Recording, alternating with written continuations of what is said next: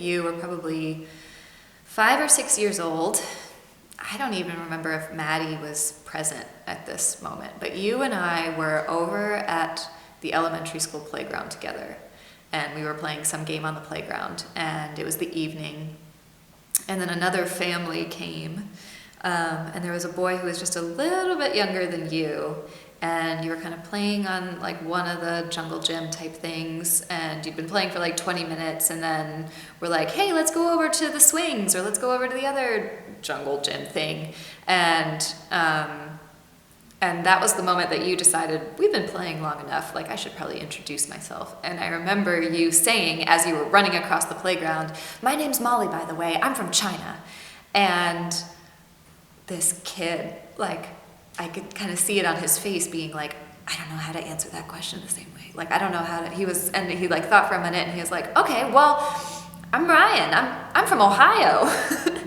And at the time, that was hysterical to me, which is probably why I told the story over and over and over again, that like you had this component of yourself and your identity that you knew about yourself. Like you knew, I'm from China.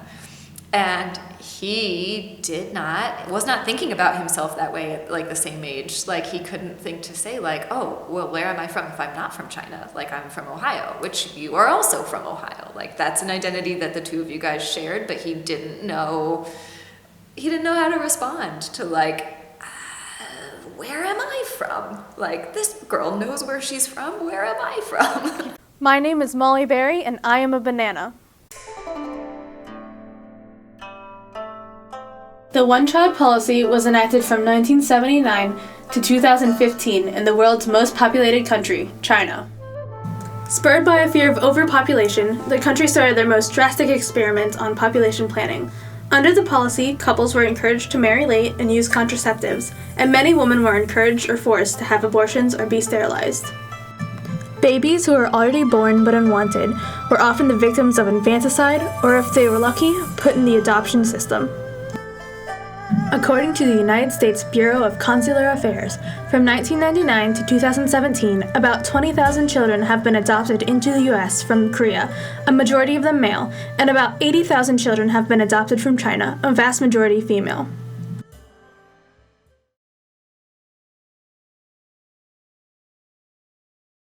Right. So I wanted to adopt since I was a little girl, and then it's really expensive. So I'm really grateful that I had some infertility issues after our firstborn, because we might not have adopted. But so we applied in November of 1984, and she arrived home in May of 1988. So we waited a long time for her.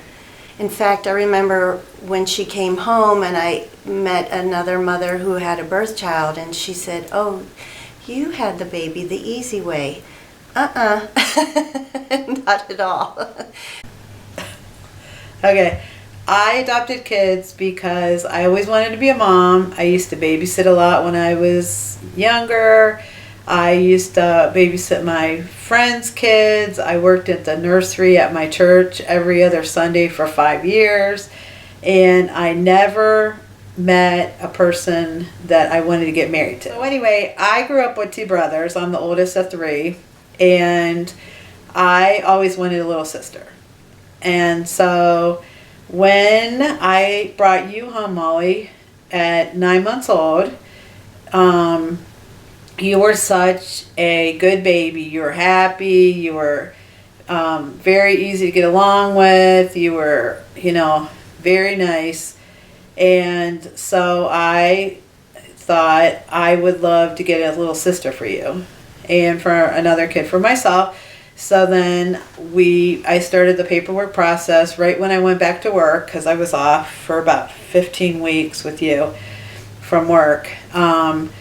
I started the paperwork process to going for Maddie. And then, so that's how you guys are almost exactly 2 years apart.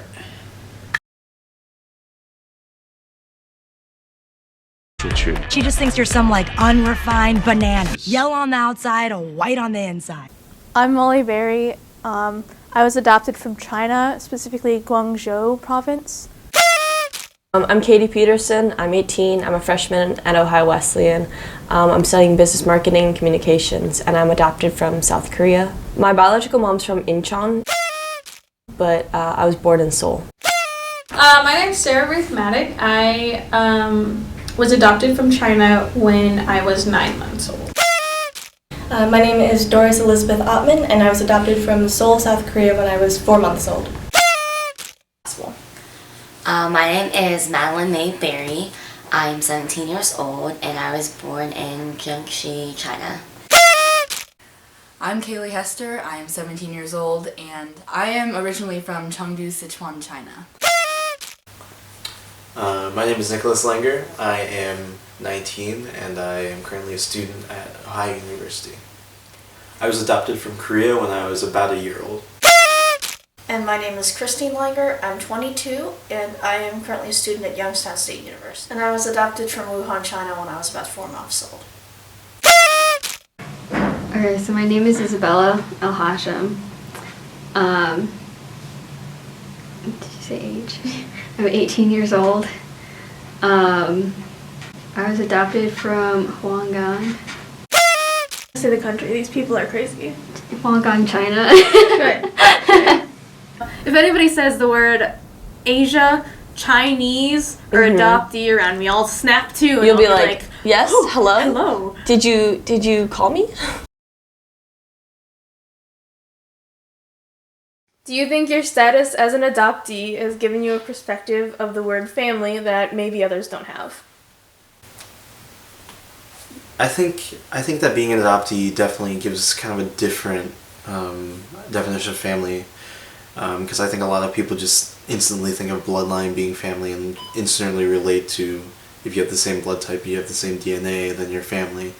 And then maybe they kind of lose some of those emotional aspects of what they think family is, but at the same time, yeah, it definitely changes the definition for sure. To a certain extent, I think it does for both of us. I think family has never been about blood. For me, I definitely think I see my family differently because I have a biological brother, or my brother is biologically related to my family, and the relationship that he has with my parents is completely different than I have with my adoptive parents. I think family doesn't necessarily have to be like your blood-related person who birthed you and your family, like your blood family. I think just family is anybody who you spend a lot of your time with and you guys really care about each other and you love each other.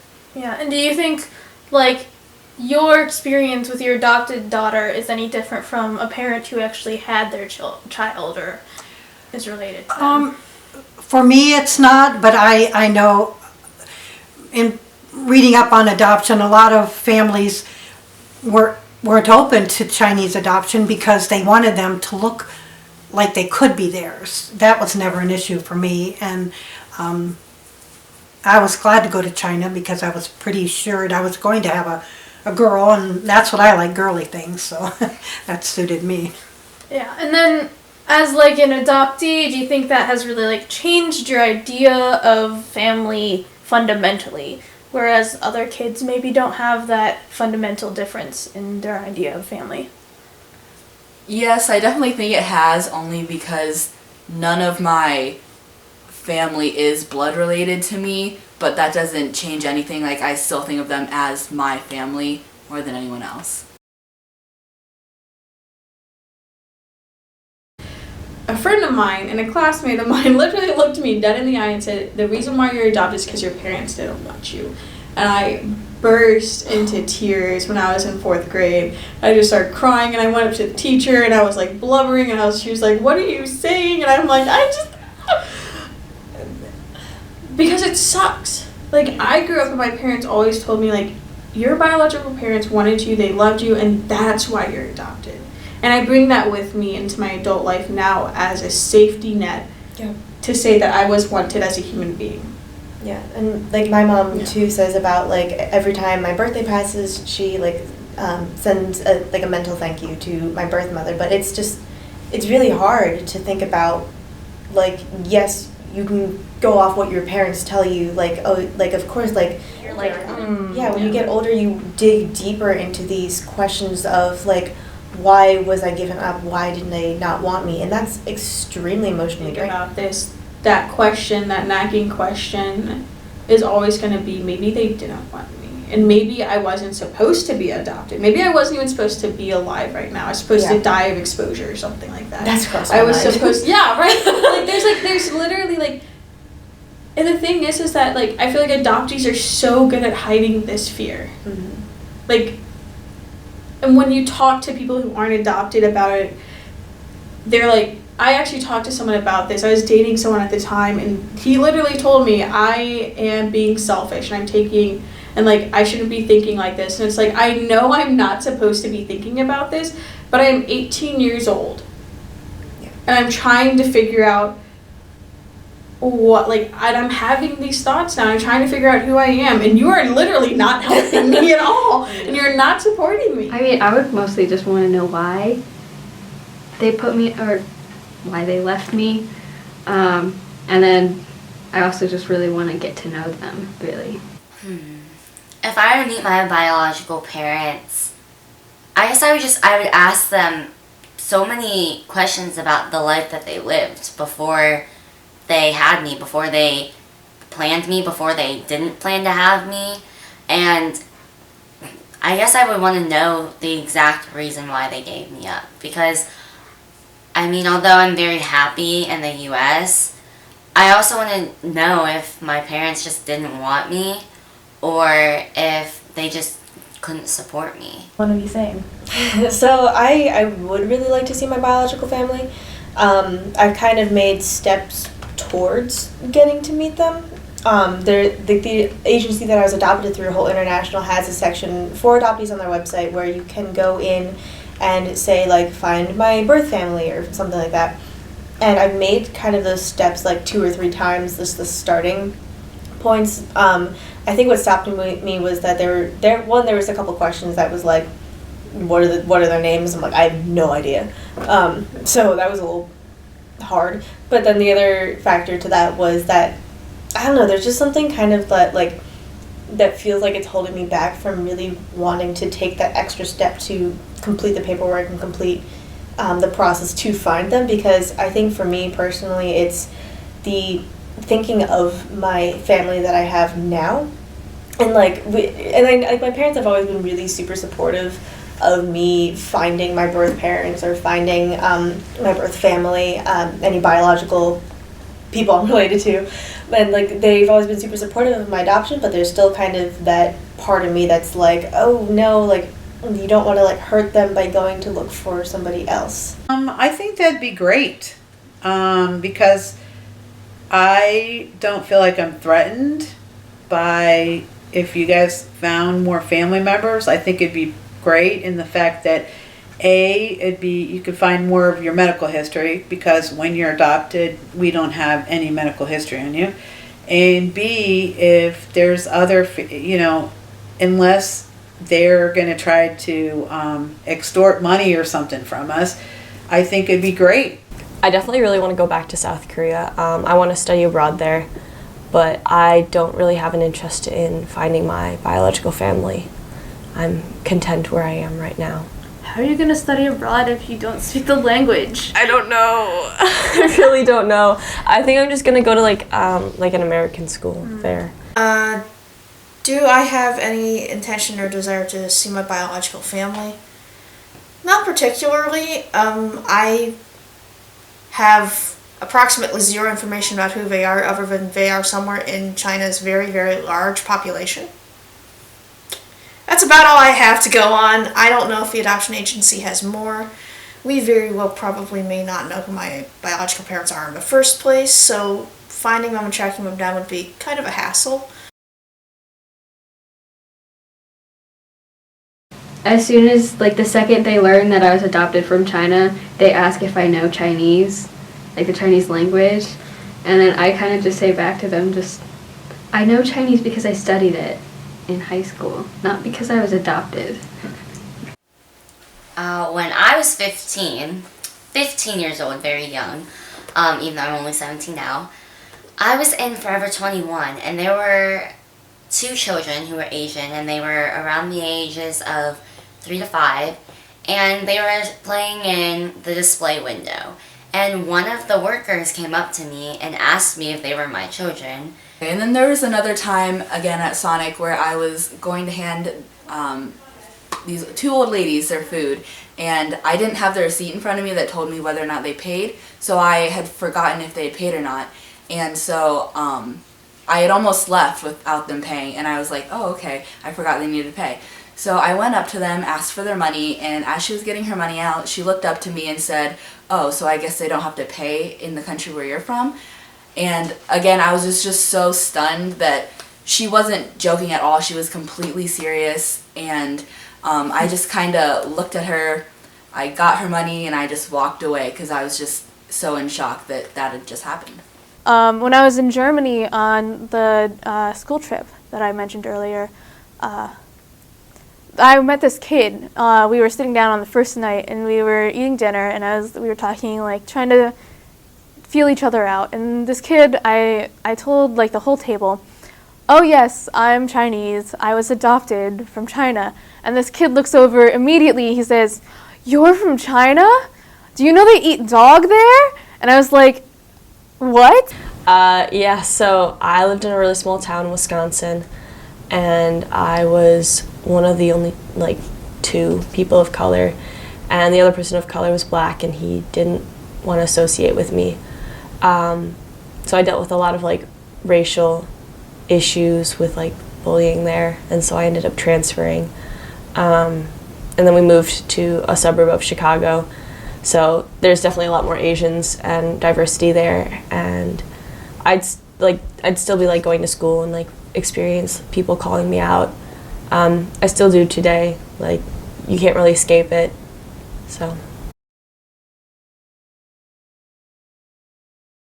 I consider myself an immigrant just because the definition of an immigrant is moving from one country to another. So I consider myself an immigrant. My mom really doesn't, but I do. I think I do kind of empathize with actual Asian immigrants that come here and try to start their family, and they have their own little business and stuff, because I know sometimes back in China it is harder, especially with all the people. It's harder to really get out there and make a living for yourself, so that's why a lot of them come over here. And yeah, I just know that if I were still in China, if I wasn't abandoned, that possibly could be me trying to come over here with my family and doing the same thing. So I don't think that people are able to get over that whole initial, like, visual difference. I don't think that people, I mean, yeah, like, culturally, yes. Like, I think they're like, yeah, they, like, totally act American all the time. They, like, play into our American culture. But I think visually that us just looking different, they're not able to kind of look past that in terms of being just straight up, like, they're American. Like, it's always kind of like, or they always referred to as adopted or, like, naturalized or something like that. Growing up in a predominantly white area, as, like, some of the only Asian people around too, like, it can be a confusing time, especially when you're very little, when there's very few people, like, at least in my area, there's very few people that, like, look like me or that I could relate to specifically, other than my sister or my parents, who, like, helped us understand what we were going through. And I think there's this weird kind of gray area sometimes between being like I'm an adoptee from Asia, but I'm also an American living in America. I think it's a very kind of weird, hard to define again, just phenomena. I feel like to be American is to recognize that you have freedoms that other people don't. Even other Western nations, especially in Europe, like, our identities of freedom and individual rights and just being able to pursue something we want to are so different. Mm-hmm. And I think that's, like, a very, like, core value of being American, is you have these freedoms that we put above everything else almost, which make it, I don't know, it's more political, I guess. It's a little more, like, political theory than anything. I I mean, socially being American should be about bringing your own culture, maintaining that culture, kind of having to Americanize it in certain ways to fit with other people around you, but also like being able to walk into a culture you don't know, experience it, and like learn something from it, get something from it, and walk into another culture and do the same thing over and over again. My name is Madeline Berrey. My name is Katie Peterson. I'm Isabella El-Hashim. My name is Doris Ottman. My name is Sarah Maddock. My name is Kaylee Hester. My name is Christine Langer. My name is Nick Langer. My name is Molly Berry. I am a banana.